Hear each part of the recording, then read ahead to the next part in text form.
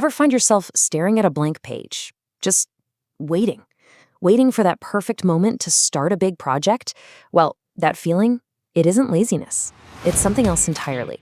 Today, we are going to break down a super simple but really powerful technique to get over what's called perfectionist procrastination.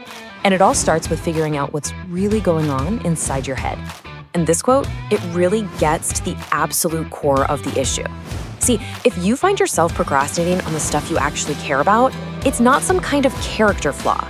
It's your brain trying to protect you from something, the risk of not being good enough. It's basically a defense mechanism. And just knowing that, that's the first. Okay, so what are we really talking about here? At its heart, it's this: the refusal to even begin a task unless everything feels absolutely perfect. It's that little voice in your head that keeps demanding more time or more energy or some kind of guarantee that the outcome is going to be flawless before you've even started. It's an impossible standard, right? And this leads us straight into what's called the perfectionist's paradox. It's this crazy self-defeating cycle that keeps so many brilliant people completely stuck. So it usually starts with these excuses that sound, pretty reasonable actually. First, your mind tells you, you know what, I just need a bigger block of time to really focus on this. Sound familiar? And then it kind of shifts. It becomes, I need to think this through a little more. You convince yourself that more mental prep is the answer, so you just keep outlining and refining everything in your head, but you never actually write anything down. And then comes the final, ultimate excuse. I'll start when I can do it properly. This, right here, is the perfectionist's trap, defining properly as perfectly, which, let's be honest, is a moment that never, ever arrives. So here's the crucial part. All those excuses, they're just a cover story. What you're really avoiding is the discomfort of a messy first draft, the fear of someone seeing your work and thinking it's not good enough. And yeah, the emotional gut punch of realizing your efforts are just good and not totally world-changing. All right, so that's the problem. And it's a deep one, right? It's emotional. So what's the fix? Well, it turns out to be an incredibly simple, totally actionable solution, the 5-minute rule. Yet, that's it, 5 minutes. I know, it sounds almost ridiculously simple, doesn't it? But its real power isn't about productivity, it's about psychology. This little number is the key to bypassing that whole defensive system we were just talking about.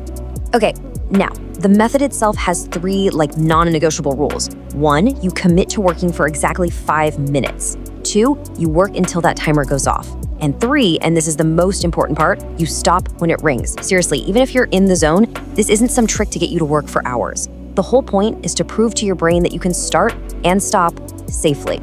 So why on earth does this tiny little window of time have such a huge effect? Well, it's because it's not really about getting work done. It's about rewiring your brain's entire response to the act of starting. Let's dig into the psychology behind it.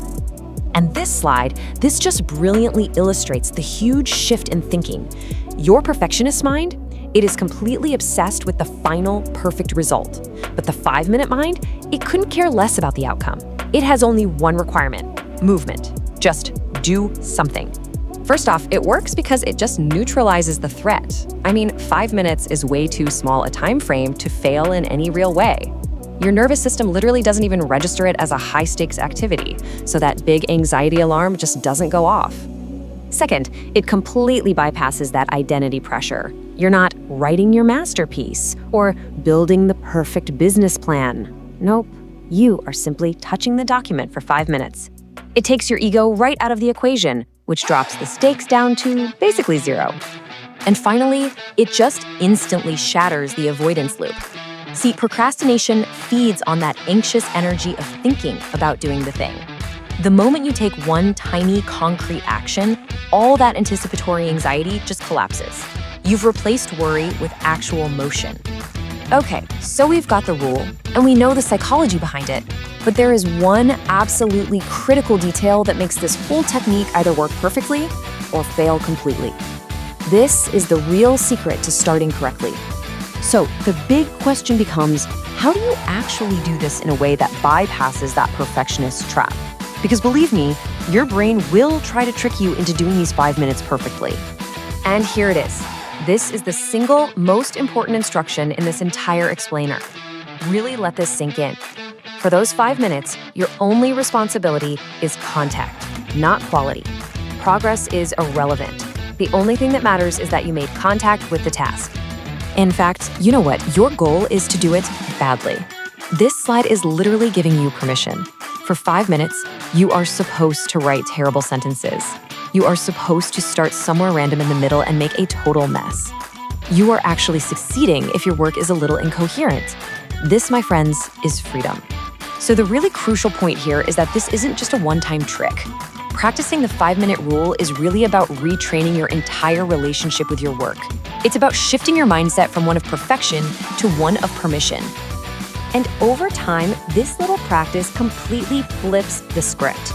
You go from that old logic, I have to feel ready before I can start, to this new, much quieter truth. I act just for a little bit, and that's what makes me feel ready. So where is this technique the most powerful? Well, you want to use it on the tasks that your perfectionism guards the most fiercely. The projects that are tied to your identity.